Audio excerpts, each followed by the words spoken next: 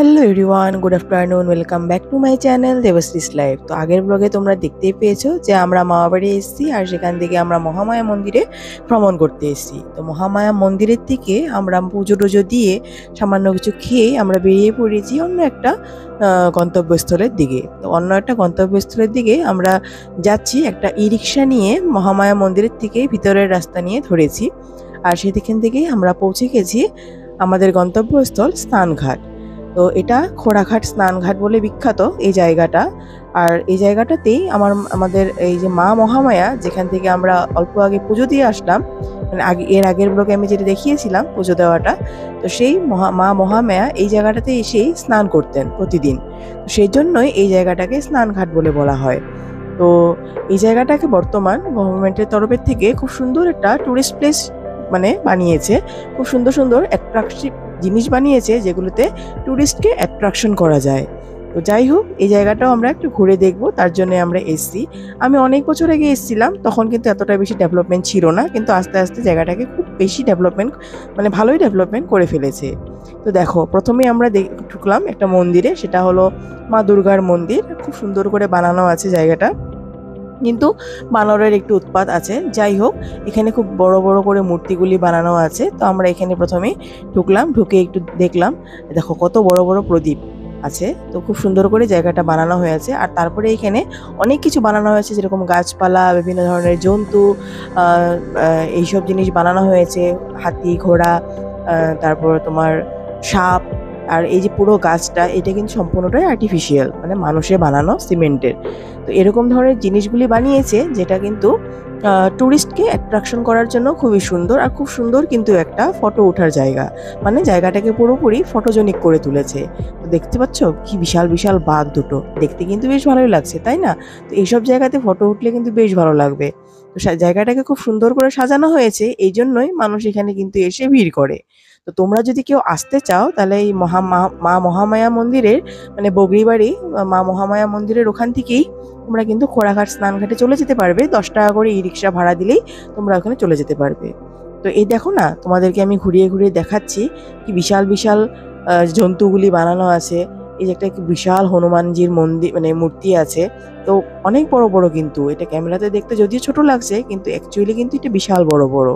তো আমরাও একটা একটা করে ঘুরে ঘুরে দেখছিলাম। আর হ্যাঁ, তোমরা যদি এই জায়গাটাতে ঘুরতে আসো, তাহলে অবশ্যই তোমরা হাতে সময় নিয়ে আসবে, কারণ এই জায়গাটা বিশাল বড়। তো প্রত্যেকটা জিনিস ঘুরে ঘুরে দেখে দেখে ফটো উঠে ভালো মতন এনজয় করতে হলে কিন্তু বেশ সময়টা লেগে যায়। তো সেই জন্যই তোমাদের হাতে কিন্তু বেশ ভালো মতন 4-5 ঘন্টা সময় নিয়ে আসতে হবে, তাহলে সেন তোমরা জায়গাটাকে ভালো মতন এনজয় করতে পারবে। যদি কেউ এখনো আমার আগের ব্লগটা দেখোনি, তো এখনই যাও আর আমার আগের ব্লগটা দেখে নাও, তাহলে জিনিসটা ভালো মতো রিলেট করতে পারবে। তো দেখো, এই যে এখানে গাছটা যে বানিয়েছে, গাছটাকে আবার একটা আর্টিফিশিয়াল এরকম গাছের মানে সাহায্য নিয়ে গাছটাকে আবার এরকমভাবে মানে ভেজিয়ে রাখার চেষ্টা করা হয়েছে। তো পুরোটাই মানুষের বানানো। তো মানুষ কত কিছু করতে পারে ইচ্ছে করলে, সেটাই এখানে প্রমাণ, তাই না? মনে হচ্ছে প্রত্যেকটা জিনিস যেন একদম মানে মানে নেচারাল, কিন্তু নেচারাল নয়, এগুলো প্রত্যেকটা জিনিসই কিন্তু আর্টিফিশিয়াল। তো এখানে দুটো ছোট ছোট পাখিও বানানো হয়েছে। আর এটা যেটি সম্পূর্ণ তোমরা পাহাড় দেখতে পাচ্ছ, এটা কিন্তু অ্যাকচুয়ালি নেচারাল পাহাড় নয়, এটা সম্পূর্ণটাই মানুষে বানানো একটা পাহাড়।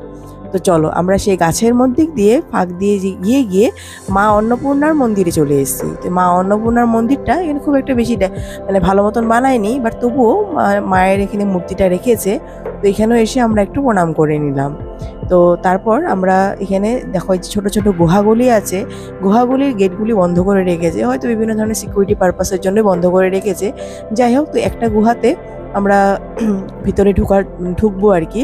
তো এখানে লেখা আছে, এটা ব্রহ্মা মন্দির বলে লেখা আছে, আর পুরোটাই হাঁসের ভিতরে বানানো। তো এই যে ভিতরটা, এই যে ব্রহ্মাদেব আছে, ব্রহ্মাদেবের মূর্তি, ভিতরটা এরকম একটু ওভেল টাইপের। তো এই ভিতরে এখানে পুজো টুজো হয় আর কি। তো এটা পুরোটাই ময়ূরের ভিতরে। আর আরেকটা গুহ দিয়ে আমরা ঢুকে এসে দেখি এখানে বড়দের পুজো হয় আর কি। এখানে সিজু গাছ লাগানো আছে। তো বড়দের পূজার যেটা থান আর কি, বড়দের থান পুজো, তো সেইটা এখানে বানিয়ে রেখেছে, আর এখানে পুজো অর্চাও করা হচ্ছে। তো প্রত্যেকটা জিনিসই এখানে মানে মানুষের তৈরি, আর প্রত্যেকটা জিনিসকে খুব সুন্দর করে কারুকার্য করা হয়েছে। এই দেখো, এটা হলো নবগ্রহ মন্দির। যদিও বা এই মন্দিরটা কিন্তু বন্ধ ছিল, তো সেই জন্য আমরা আর ভিতরে উঠে দেখতে পারিনি। এই পুরো মন্দিরটা একটা নৌকার আকারে, তো একটা নৌকার আকারে এই মন্দিরটাকে বানিয়ে রাখা হয়েছে। সামনে এখানে ময়ূরের মুখ আছে, আর পিছন সাইডটা এরকম নৌকার মতন। এটা হলো মা মনসা মন্দির, আর এটা কিন্তু পুরোটাই সাপের ভিতরে। তো বিশাল বড় একটা সাপ বানিয়ে রেখেছে, আর তার ভিতরেই মা মনসার মন্দির আছে। তো আমরাও এই সাপের পেটের ভিতর দিয়ে ঢুকে যাচ্ছি, দেখো। আর এই পুরো গায়ের মধ্যে লক্ষিন্দর বেহুলার মানে গল্পগুলি লেখা আছে। এই যে চান্দ সদাগরের কথা লেখা আছে। তো পুরো গল্পটাই কিন্তু এই মন্দিরের গায়ে গায়ে লেখা আছে। তো ভিতর দিয়ে আমরা পড়ে পড়ে যাচ্ছিলাম, মানে পুরো গল্পটা। আর ওখানে খুব সুন্দর করে পিকচারাইজ করা হয়েছে, পিকচার এঁকে এঁকে এখানে কিন্তু সবকিছু সুন্দরভাবে বর্ণনা করা আছে। তো যদি একটু ভালো মতন মেনটেন করা যায় তাহলে কিন্তু এই জিনিসগুলো অনেক দিন পর্যন্ত থেকে যাবে। তো জানি না গভর্নমেন্টের তরফের থেকে কতটা কি উদ্যোগ নিয়েছে এটাকে মেনটেন করার জন্য। যদিও বা এটা মানুষের বানানো, কিন্তু এটা তো যদি মেনটেন করা না হয় তাহলে তো নষ্টও হয়ে যাবে। এত সুন্দর জিনিস একটা বানানোর পর যদি কিছুদিন পরে নষ্ট হয়ে যায় তাহলে কিন্তু বেশ খারাপ লাগবে। আর কিছু কিছু কিন্তু নষ্টর মুখেই পড়েছে। তো আমি হয়তো চাইবো যে গভর্নমেন্টের তরফের থেকে যেন এটাকে ঠিক করা হোক। তো যাই হোক, ভিতরে চলে এসেছি। আর এই দেখো, মা মনসা দেবীর মূর্তি এখানে আছে, এখানেও পুজো অর্চনা করা হয়। আর এই যে বিশাল বড় একটা সাপ বানানো আছে আর কি। তো এই সাপটার ভিতরেই কিন্তু এই মন্দিরটা আছে। তো আমরা যেখানেই যাচ্ছি সেখানেই কিন্তু অল্প স্বল্প করে ভিডিও প্লাস আমি ফটো উঠে নিচ্ছি, কারণ জায়গাটাই এত সুন্দর যে ফটো উঠতে বেশ ভালো লাগছে। খুব সুন্দরও হচ্ছে ফটোগুলি। তারপরে এই যে দেখো, বিশাল একটা হনুমানের মূর্তি। তো হনুমানের মূর্তিতেও আমরা ভিতরে কিন্তু একটা মন্দির আছে, হনুমানের মানে মূর্তির ভিতরে একটা মন্দির। তো এটা হনুমানজির মন্দির। তো এখানেও আমরা চলে আসছি। চলে এসে আমি প্রত্যেকটা জায়গায় গিয়ে একটু একটু করে প্রণাম করে নিচ্ছি আর দেখে নিচ্ছি ঘুরে ঘুরে। তো এই যে বিশাল বড় দেখো হনুমানজির পা, কত বড় পা হনুমানের, তাই না? তো খুব ভালো লাগছে দেখে আর কি, এত সুন্দর সুন্দর করে জিনিসগুলি বানিয়ে রেখেছে। আর তারপরে কাছেই আছে একটা বিরাট বড় কাছুয়া, মানে টর্টয়েস। তো টর্টয়েসের মুখের ভিতরেও একটা মন্দির। তো আমি আর মা আমরা যাচ্ছি মন্দিরটার ভিতরে, আর পিছন পিছন আমার বরমশাইও চলে এসছে। আমরা টর্টয়েসের মুখের ভিতরে ঢুকে দেখতে পাচ্ছি, এই দেখো কতগুলি মূর্তি এখানে রেখে দেওয়া আছে। এখানে কালী মা, দুর্গা মা, তারপরে বিষ্ণু, অনেক মনসা, ব্রহ্মা, গণেশ, অনেক কিছু, সরস্বতী, লক্ষ্মী, কার্তিক, অনেকগুলি মূর্তি এখানে ঠাকুরের রাখা আছে। এখানেও নিত্য পুজো হয় আর কি। তো এটা একটা মানে মন্দির হিসাবে বানিয়ে রেখেছে আর কি, বিভিন্ন রকমের মূর্তি এখানে রেখে দিয়েছে। অনেক মূর্তি আছিল কিন্তু ওখানে। তো সেগুলি আমরা ভালো মতন দর্শন করে নিলাম, আর একটু ভিডিও ফটোগ্রাফিও করে নিলাম। তো বেশ ভালোই লাগছে ঘুরে, কিন্তু যদিও বা রৌদ্রটা খুবই বেশি ছিল, বাট তবুও ঘুরতে গেলে আমার ওইসব আবার বেশি মানে খেয়াল থাকে না যে রৌদ্র কোথায় বেশি কোথায় কি। আমি ঘুরতে খুবই ভালোবাসি, তো আমি ঘুরে আনন্দও করি। তো যাই হোক, সামনে দেখতে পাচ্ছ দুটো মোষ মানে যুদ্ধ করছে আর কি, সেভাবে বানিয়ে রাখা আছে। আর এই সাইডটাতে একটা মানে আমাদের আসামের প্রতীক এশিঙিয়া গড়, সেই গড়টাকেও কিন্তু এখানে বানিয়ে রেখেছে। আর এই দেখো বানরগুলি কি সুন্দর মুক্তভাবে এদিক সেদিক বিচরণ করছে।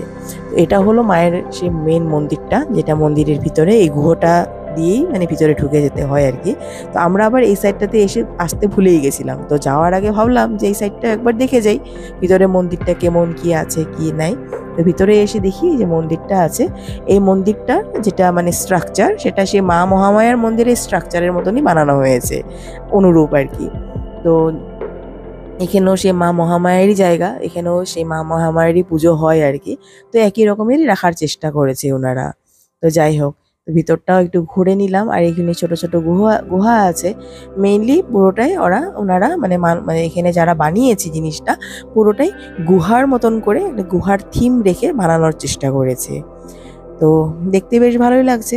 আর আমাদের এভাবে ঘুরতে ঘুরতে দুপুর কিন্তু বেশ হয়ে গেছে, মানে প্রায় 2-2:30 মতন বাজে। তো এখন তো মানে পেটে ছুঁচোয় ডনও মারছিল, খিদেও পেয়ে যাচ্ছিল। তো ভাবলাম যে হয়ে যখন গেছে ঘোরা, তো এখান থেকে এখন আস্তে আস্তে বেরিয়েই যাওয়া যাক। তো দেখতে পাচ্ছ এই যে ভিতরে একটা হাতি, হাতির পেটের মধ্যে আবার মন্দির, মানে হাতির পেটের মধ্যে ঠাকুর। তো এইভাবেই সবকিছু বানিয়ে রেখেছে। তো চলো, এখন আস্তে আস্তে আমরা এখান থেকে বেরিয়ে যাব, কারণ অনেকটা সময় হয়ে গেল আমরা বাড়ির থেকে এসেছি। তো আস্তে আস্তে আমরা এখান থেকে বেরিয়ে যাব।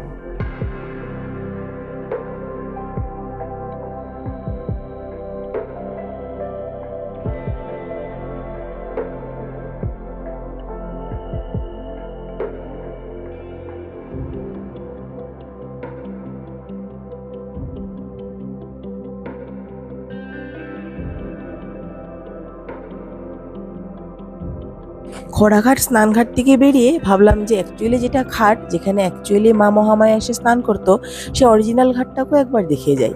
তো সেই জন্য আমরা ই রিক্সাকে বললাম, আর ই রিক্সার উনি মানে কাকু আমাদেরকে নিয়ে এসছে অ্যাকচুয়াল সেই ঘাটে, যে ঘাটে এসে মা প্রতিদিন স্নান করতো।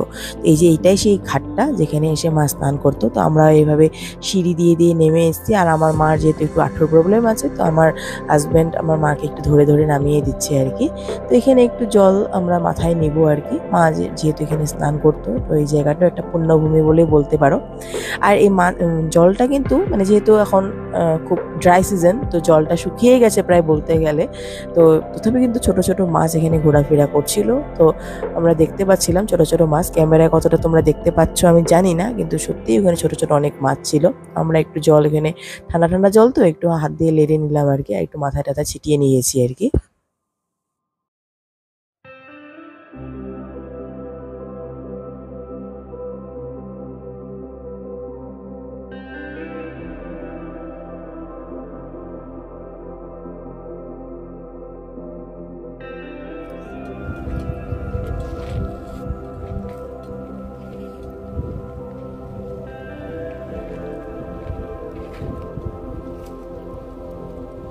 মাছগুলো নাই না গেল ভাই।